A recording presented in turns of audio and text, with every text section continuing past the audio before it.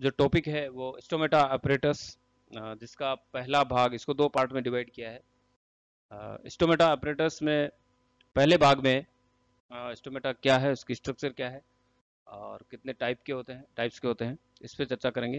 और जो second part जो है, जिसमें हम इसके स्टोमेटा के जो डिफरेंट थियरीज दी गई है इसके रेगुलेशंस में, उस पर चर्चा करेंगे।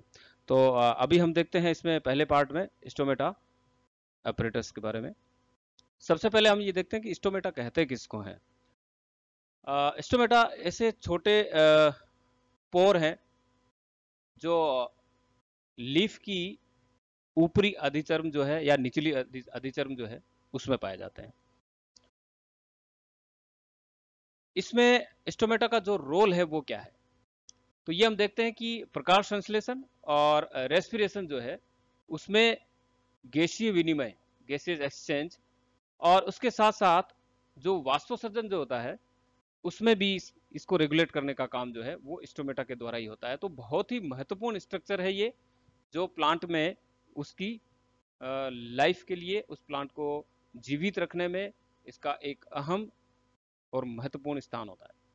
तो हम स्टोमेटा की स्ट्रक्चर को समझना बहुत ज़रूरी है, जिसके द्वारा कई सारी एक्टिविटीज़ जो है वो मैनेज होती है, उसको रेगुलेट भी की जाती है। तो नंबर ऑफ स्टोमेटा जो है वो एक प्लांट की लीफ में कितने होने चाहिए, कितने होते हैं, यह डिपेंड करता है उस प्लांट के ऊपर, उस प्लांट के हैबिटेट के ऊपर, कि वो किस प्रकार के हैबिटेट में पाया जाता है। क्या वो जल में पाया जाता है या फिर स्थल पे पाया जाता है, स्थल पे भी है तो किस प्रकार के एनवायरमेंटल कंडीशंस में है, तो इस पे ये बहुत डिपेंड करता है। और प्लांट की जो लीफ होती है उस लीफ पे हम आगे देखेंगे कि स्टोमेटा जो है उसका डिस्ट्रीब्यूशन जो है वो किस प्रकार का है, उसके आधार पे भी इसको डिवाइड किया गया है। तो यहाँ हम एक एनिमेटेड डायग्राम से हम यहाँ देख रहे हैं कि एक लीफ की लोअर जो अधिचर्म है उसमें स्टोमेटा बताया गया, और जहाँ पर ये हम देख रहे हैं कि ये स्टोमेटा की स्ट्रक्चर बताइए, ये ओपन हो रहा है, देन क्लोज हो रहा है, ओपन हो रहा है, क्लोज हो रहा है। तो ये जो सेल है, इस सेल की स्ट्रक्चर क्या है, इसे क्या कहते हैं, तो इसको हम समझने के लिए आगे चर्चा करते हैं कि स्टोमेटा का जो पोर है, जो छिद्र होता है, वो छिद्र एक बीन शेप्ड होता है, जिसमें दो बीन शेप्ड जो है वो सेल्स होती है, और उसके द्वारा ये बनता है, और यह सेल जो है गार्ड सेल कहलाती है। ठीक है। और इस गार्ड सेल की जो आउटर मेम्ब्रेन जो होती है वो बहुत थिन होती है, और इनर मेम्ब्रेन जो है वो थिक होती है। और यही जो है इसकी ये इनर मेम्ब्रेन है इसकी, ये आंतरिक जो है ये बहुत मोटी होती है, और बाहरी जो मेम्ब्रेन होती है ये थिन होती है। तो दो गार्ड सेल है, एक ये है और एक दूसरी गार्ड सेल जो है वो ये है। तो दो गार्ड सेल जो है वो आपस में मिलती है, तो इसकी आकृति जो है वो बीन शेप्ड है। तो एक तो हो गया इसमें एक गार्ड सेल, और दूसरा जो है वो है इसकी सहायक कोशिकाएं, जिसे हम सब्सिडरी सेल्स कह रहे हैं। ये सब्सिडरी सेल्स जो है ये है, ये सब्सिडरी सेल जो है ये गार्ड सेल के चारों तरफ पाई जाती है, जैसे यहाँ लगी हुई है 1 2 3 4 5 6 चारों तरफ। अब इनकी भी पोजीशन जो है और इनकी संख्या जो है उसके आधार पे, इनकी पोजीशन के आधार पे भी हम स्टोमेटा को डिस्ट्रीब्यूशन जो है वो होता है, वो कितने टाइप के होते हैं ये भी इसको डिसाइड करते हैं। तो यहाँ पे हम जो स्टोमेटल एपरेटस है वो किसे कहते हैं। जो स्टोमेटल एपरेटस का मतलब ये है कि उसमें वो सारी चीज जो है स्ट्रक्चर आ गई। जैसे हम पोर की बात कर रहे हैं, वो छिद्र है, गार्ड सेल है, सब्सिडरी सेल है, ये सारे मिलकर के एक स्टोमेटल एपरेटस बनाते हैं। अब हम बात कर रहे हैं पहले गार्ड सेल की। अब ये जो डायग्राम दिखा गया है, इसमें डायग्राम में दो स्ट्रक्चर नजर आ रही है हमें। एक जो है वो जिसमें स्टोमेटा जो है वो ओपन है, ठीक है, और दूसरा है वो स्टोमेटा जो है इसका वो क्लोज्ड है। हम बात कर रहे हैं, देखो स्टोमेटा प्लूरल वर्ड है, स्टोमा जो है वो सिंगुलर वर्ड है। अब इसमें स्टोमा में सिंगल स्टोमा की बात कर रहे हैं हम। ये ओपन है, इसका मतलब बीच में छिद्र जो है वो ओपन है, यहाँ हम देख रहे हैं ये छिद्र ओपन है, और यहाँ पे छिद्र जो है वो क्लोज हो गया है, ये इधर देखिए छिद्र जो है क्लोज हो रखा है। और ये जो आंतरिक जो भित्ति है, ये हमने पहले ही कहा था कि हर एक गार्ड सेल की आंतरिक भित्ति जो है वो बहुत ही मोटी होती है, और यहाँ पे ये क्लोज हो गया। ठीक है।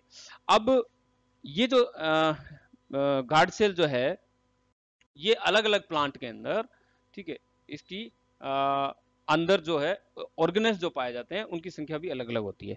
तो टिपिकल जो ऑर्गेनेल्स जो होते हैं, वो कंपाउंड जो होते हैं, वो हर गार्ड सेल के अंदर इसमें पाए जाते हैं। तो जहां हम बात करें न्यूक्लियस की, तो हम देखते हैं कि एक गार्ड सेल के अंदर यहाँ एक न्यूक्लियस भी है, ठीक है, ये इसके सामने इसमें भी एक न्यूक्लियस है। तो एक न्यूक्लियस इसमें पाया जाता है, और वो न्यूक्लियस जो है इसकी जनरल शेप को, इसको चेंज करने, ओपनिंग क्लोजिंग जो है वो कंट्रोल करने का जो है वो हम जानते हैं कि पूरा ये एक केंद्र है। अब फंक्शनल क्लोरोप्लास्ट, तो क्लोरोप्लास्ट भी इसमें पाए जाते हैं, बहुत सारे क्लोरोप्लास्ट यहाँ आप देख रहे हैं, ये सारे क्लोरोप्लास्ट जो है वो यहाँ पर इसमें पाए जाते हैं। तो हम जानते हैं क्लोरोप्लास्ट का काम क्या है, फोटोसिंथेसिस करना। इसलिए कभी भी जब ये क्वेश्चन पूछा जाए क्या कि स्टोमेटा के स्टोमेटल सेल में गार्ड सेल क्या फोटोसिंथेसिस करती है, बिल्कुल करती है, उसमें भी क्लोरोप्लास्ट उपस्थित होते हैं। तो हम एक स्टोमेटा को एक सिंगल यूनिट मानते हैं, एक सिंगल सेल मानते हैं, ठीक है ना, तो वो भी एक फोटोसिंथेसिस करती है। तो यहाँ फंक्शनल क्लोरोप्लास्ट जो है वो भी पाए जाते हैं, जिसमें दिन के अंदर स्टार्च की मात्रा बहुत ज्यादा होती है, क्योंकि दिन में इसमें फोटोसिंथेसिस होता है। और ऐसे ही हाई अमाउंट में एनर्जी भी पाई जाती है। तो एनर्जी जो है वो प्रोड्यूसिंग ऑर्गेनेल जो है वो माइटोकॉन्ड्रिया है, तो माइटोकॉन्ड्रिया भी इसमें बहुत ज्यादा संख्या में उपस्थित होते हैं। साथ ही माइक्रोट्यूब्यूल्स भी पाई जाती है, यहाँ एंडोप्लाज्मिक रेटिकुलम है, ये भी हाई अमाउंट में, उसमें भी आर की बात कर रहे हैं हम, रफ एंडोप्लाज्मिक रेटिकुलम। साथ ही कई लिपिड ड्रॉपलेट्स जो है वो गार्ड सेल के अंदर भी उपस्थित होती है, जो कि आगे जाकर के इसमें वैक्स का या क्यूटीन का सिंथेसिस करती है। और यहाँ हम देखते हैं कि एक यंग गार्ड सेल और एक मेच्योर जो गार्ड सेल हो जाती है, तो उनमें फर्क क्या होता है। तो यहाँ यंग गार्ड सेल में हम देखते हैं कि लगातार उसमें धीरे धीरे पेक्टिन और सेल्यूलोज का डिफ्यूडेशन होता जाता है, और प्लाज्मोडेस्माटा जो है वो बनते हैं। तो प्लाज्मोडेस्माटा हम जानते हैं कि दो अलग अलग सेल जो होती है उनके जो साइटोप्लाज्म जो होता है उनको आपस में इंटरकनेक्ट करने का काम करता है। तो जितने लार्जर जो ऑर्गेनेल्स होते हैं वो इन्हीं वॉल्स के थ्रू ट्रांसपोर्ट हो जाते हैं, जैसे प्लास्टिड है और माइटोकॉन्ड्रिया है, और कई सारे एंजाइम्स जो है वो भी इसमें पाए जाते हैं, लाइपेजेज है, एंडोपेप्टाइडेजेज है, फॉस्फेटेज है, डीएनएज वगैरह वगैरह। अब हम बात कर रहे हैं स्टोमेटल फ्रीक्वेंसी की। स्टोमेटल फ्रीक्वेंसी का मतलब ये है, हम रंध्रीय आवर्ती इसको हिंदी में कहते हैं, और इसका मतलब ये है कि लीफ के प्रति इकाई क्षेत्र में उपस्थित रंध्रों की संख्या, पत्ती के प्रति इकाई क्षेत्र में उपस्थित रंध्रों की संख्या जो है वो उसे हम रंध्रीय आवर्ती या स्टोमेटल फ्रीक्वेंसी कहते हैं। और यह एक प्लांट में सभी सेल्स में कांस्टेंट जो है वो नहीं होती है ना। अब इसको कैसे हम निकाल सकते हैं, इसमें है I is equal to S upon E plus S और मल्टीप्लाई 100, तो परसेंटेज निकल जाता है। आई जो है वो है स्टोमेटल इंडेक्स, एस जो है वो है नंबर ऑफ, इसमें number of stomata per unit area, ठीक है, number of stomata per unit area, और ई जो है वो है number of epidermal cell in the same unit area, यानी जितने यूनिट एरिया में हम नंबर ऑफ स्टोमेटा काउंट कर रहे हैं उसी यूनिट एरिया में एपिडर्मल सेल कितनी है, ये जो है इसको जो टोटल कर लेते हैं, और इस प्रकार हम इस फॉर्मूले से इसकी फ्रीक्वेंसी निकालते हैं। तो सेलिसबरी के द्वारा इसको प्रपोज किया गया, और परसेंटेज जो है नंबर ऑफ स्टोमेटा और एपिडर्मल सेल जो है उनकी सेल में लिया जाता है। और हमने पहले भी बात की कि हर स्टोमेटा जो होता है वो एक सेल के रूप में काउंटेड होता है, ठीक है।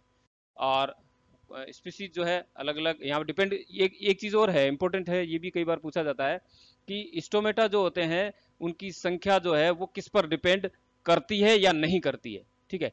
इससे पहले हमने देखा था कि वो डिपेंड जो है वो प्लांट के अंदर उस प्लांट के हैबिटेट पे डिपेंड करती है कि किस एरिया में पाई जा रही है, पानी में है, बाहर है, और उस प्लांट की स्पीसीज पे डिपेंड करती है। लेकिन वो उस वहां जहां ग्रो कर रहा वहां की एटमॉस्फेरिक कंडीशंस पे डिपेंड नहीं करती, प्लांट की एज पे डिपेंड नहीं करती ये फ्रीक्वेंसी, लीफ की पोजीशन पे डिपेंड नहीं करती।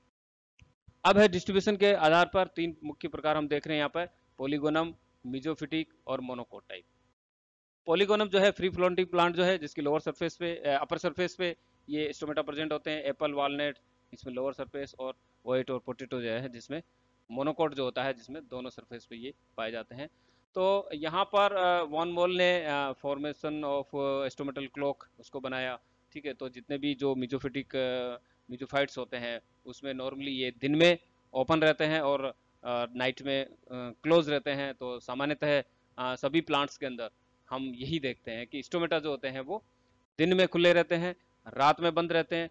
दिन में खुले रहते हैं तभी गैसेस एक्सचेंज होता है, तभी दिन में फोटोसिंथेसिस होता है। ये कुछ प्लांट ऐसे भी है जो जिसमें स्टोमेटा जो है वो दिन में क्लोज रहते हैं और रात में खुलते हैं। तो ऐसे प्लांट जो है जिसमें हम केम साइकिल देखते हैं, ठीक है ना, जो जो जीरोफिटिक एरिया के अंदर पाए जाते हैं।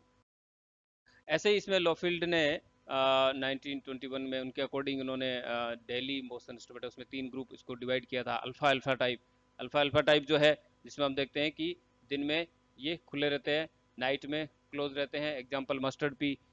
पोटैटो टाइप जो है जिसमें डे नाइट ओपन रहते हैं, ठीक है, लेकिन कुछ ही आवर्स में इवनिंग में इसमें इवनिंग टाइम में ये क्लोज रहते हैं, ऑनियन और कैबेज में।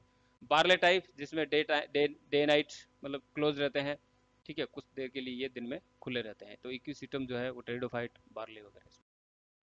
अब जो हम स्टोमेटा के जो टाइप्स जो हम देख रहे हैं ये है, हम डिसाइड करते हैं कि पोजीशन ऑफ सब्सिडरी सेल, उनकी बेसिस ऑफ सब्सिडरी सेल जो स्टोमेटा की गार्ड सेल के चारों तरफ जो उपस्थित होती है उसके आधार पर, उसके अरेंजमेंट के आधार पर 4 मुख्य प्रकार हैं स्टोमेटा के। वो 4 में जिसमें हम देख रहे हैं इसमें एनोमोसिटिक टाइप, एनाइसोसिटिक टाइप, पैरासिटिक और डायसिटिक टाइप, ठीक है। तो एग्जांपल है एनोमोसिटिक में रेननकुलेसी, आगे हम देखेंगे एक एक का देख लेते हैं। एनाइसोसिटिक में क्रूसीफेरी, पैरासिटिक में रूबिएसी और डायसिटिक में कैरिफिलेसी। फैमिली के प्लांट्स के अंदर ये देखने को मिलते हैं। पहले हम बात कर रहे हैं इसमें एनोमोसिटिक या रेननकुलेसी फैमिली के अंदर ये पाए जाते हैं। एक्चुअल में इसमें जब हम देखते हैं गार्ड सेल के अंदर, ये डायग्राम में भी दिख रहा है, गार्ड सेल है ये ग्रीन में और चारों तरफ इसमें सब्सिडरी सेल पाई जाती है। तो यहाँ पर जो एपिडर्मल सेल जिसमें कोई स्पेशल कोई अरेंजमेंट नहीं होता है, ठीक है, किसका, सब्सिडरी सेल का। सारी सेल्स जो होती है वो सिमिलर लगभग दिखाई देती है और वहाँ लगता नहीं है कि कोई ऐसी सब्सिडरी सेल है नॉर्मल एपिडर्मल। तो कोई ऐसा पता नहीं चल रहा कि एपिडर्मल सेल कौन सी है और उसमें सब्सिडरी सेल जो है वो कौन सी है। तो इस प्रकार के जो स्टोमेटा जो होते हैं वो एनोमोसिटिक या जिसको रेननकुलेसी फैमिली के अंदर ये पाए जाते हैं। दूसरे जो है वो है एनाइसोसिटिक टाइप के जो क्रूसीफेरी के अंदर हैं, जिसमें जो स्टोमेटा होते हैं वो अपने चारों तरफ से 3 या उससे अधिक जो है वो सहायक कोशिकाओं से, वो गार्ड सेल के चारों तरफ सहायक कोशिकाएं उपस्थित होती है। तो यहाँ यदि हम देख रहे हैं कि ये जो एक गार्ड सेल है और ये उसके पास में दूसरी गार्ड सेल है और इसके चारों तरफ जो है यहाँ पे ये सब्सिडरी सेल है 1 2 और ये तीसरी 3 जो है वो सहायक कोशिकाएं हैं। तो ये जो है इसमें एक जो है वो छोटी है, ठीक है, इनमें जो क्लियरली हमको दिखाई दे रही है और बाकी जो है दोनों जो है वो लार्ज है। तो ये हम इस पिक्चर में आसानी से देख सकते हैं। तो हायोसाइमस नाइजर के अंदर ये हमको एग्जांपल देखने को मिलता है। तो ये एन आइसोसिटिक यानी कि इसमें अलग अलग असमान सब्सिडरी सेल्स जो है वो उपस्थित होती है। तीसरा टाइप जो है वो है पैरासिटिक टाइप जो रूबिएसी में है। पैरासिटिक में यदि हम ध्यान से देखेंगे तो यहाँ स्टोमेटा के अंदर, ठीक है, यहाँ पर 2 या 2 से ज्यादा सब्सिडरी सेल है। तो 2 है तो यहाँ पे सब्सिडरी 1 और ये आ गई इसकी 2, 2 सब्सिडरी। गार्ड सेल जो हम देख रहे हैं ये गार्ड सेल है, ये गार्ड सेल 1 और ये गार्ड सेल दूसरी। तो दो गार्ड सेल आ गई यहाँ पे, उसके दोनों तरफ सब्सिडरी सेल 2 है। लेकिन आप अरेंजमेंट देखिए सब्सिडरी सेल का कि ये उस पोर के पैरेलल अरेंज्ड है, ठीक है, यानी कि जो एक्सिस है यहाँ पे, इस एक्सिस के पैरेलल जो है वो यहाँ पे सब्सिडरी सेल लगी हुई है, ठीक है। तो ये जो अरेंजमेंट है, ये इस प्रकार का अरेंजमेंट जो है वो सेना की पत्तियों में हमें देखने को मिलते हैं, रूबिएसी फैमिली में भी है। तो ये पैरासिटिक टाइप का हो गया। अब है डायसिटिक टाइप में। डायसिटिक में यदि हम देखते हैं तो जस्ट उसका रिवर्स है इससे पहले वाले का, कि जो स्टोमेटा जो है उसके चारों तरफ 2 सब्सिडरी सेल है, यहाँ देख लिया हमने 1 और 2, ठीक है, और लेकिन यहाँ पर जो एक्सिस है उसके परपेंडिकुलर है, ये देखिए आप राइट टू 90 डिग्री एंगल यहाँ पे है। तो सब्सिडरी सेल जो है वो इसके एंगल में। तो ये एग्जांपल जो है मेंथा में, पेपरमेंट के अंदर हमको देखने को मिलते हैं। तो इस प्रकार जो है आज जो स्टोमेटा की जो बेसिक जो स्टडी जो है वो पार्ट फर्स्ट में हमने की है। अब जो मोस्ट इंपॉर्टेंट जो पार्ट है सेकंड इसका, जिसमें हम इसकी रेगुलेशन को देखेंगे कि स्टोमेटा कैसे रेगुलेट होते हैं, कौन कौन सी थियरीज होती है वो इस पे काम करती है, तो उसके बारे में नेक्स्ट